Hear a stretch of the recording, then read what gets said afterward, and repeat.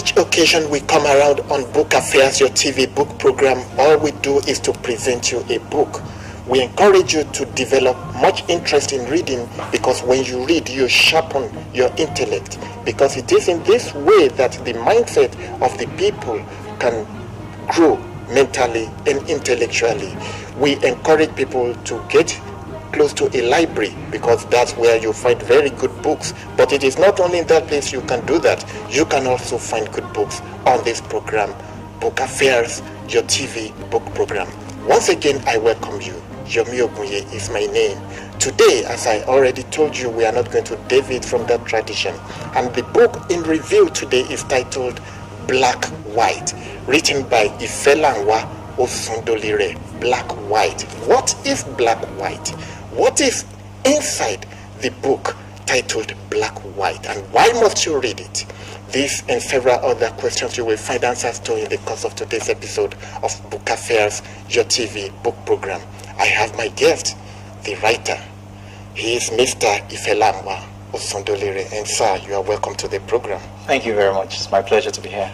I told your audience that, as usual, we will be talking about a book, your book, Black White. Yes. You will tell them what we have in it and why they have to read it. Okay. But before we go into all of that, we want to meet you.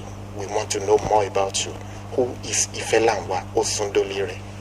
Thank you very much. Ifelanwa Osundolire is an architect at the Federal Government College, Idoani. Thereafter, I studied architecture at the Yaba College of Technology in Lagos. I then again studied architecture at Obafemi Awolowo University in Ife, and then traveled to England for a master's in real estate, and I'm looking to do a PhD next. Oh, that's very good. I wish you well in that. That's quite an ambition. I really appreciate it. You are an architect, so how come you ended up now being a writer? What? That's happening. I get asked that question a lot, and my answer to it is the same. That the process of architecture and the process of writing, for me, behind my head, is the same thing. It is the same thing. All right. It's you observing something. This Ondo town that was very famous for fraud, Yahoo boys, as they would call them. And constantly, as I go on in life, there's this consistent contrast in who I am and where I'm finding myself. So Black White is really a metaphor on the contrast of my life as it goes on that journey. So anything within represents your life. That's quite interesting. Black White, yes, represents life generally. In contrast, yes. In contrast. Now let's go into the pages of the book. Okay. So why did you have to write this book? Why? So why? It's simple. In my journey through life, I encountered grief, and I encountered the death of people that I knew. And I realized that once you die, everything, as it were, stops. And that the only thing you leave behind Competition is the British Council Innovation 360 degree competition, where they gave us 5 different topics you could choose from. And the topic I chose was around education. And the challenge was, how can we educate as many uneducated Nigerian children in the shortest possible period of time? So I wrote what I consider to be my solution to that. And of course, they liked it, and I was shortlisted, and then went into a competition with other people. And my idea at the time, which I think I should say, was that instead of looking to take children to schools, physical schools, as an enclosure, then we can take school to the children instead. So anywhere there's a gathering of children, there's really no limit. There's no limit, and people have beat a lot of odds in the past. I have beat a lot of odds, and many young people will still beat a lot of odds. All of the proofreading was done by Big Centric Data. Thank you very much.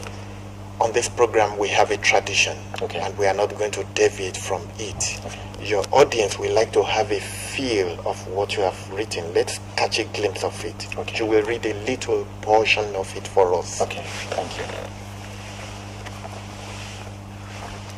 I think I'll just read the prologue. All right. That's where it starts from.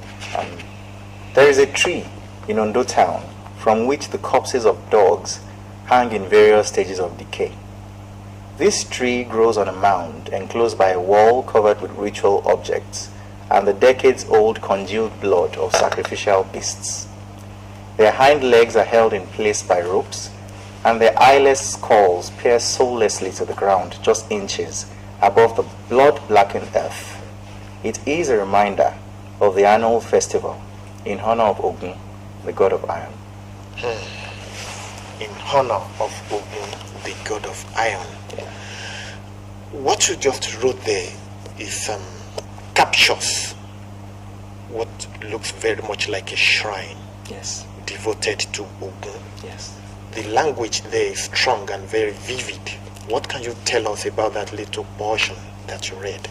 So that portion is the introduction of the book. Okay.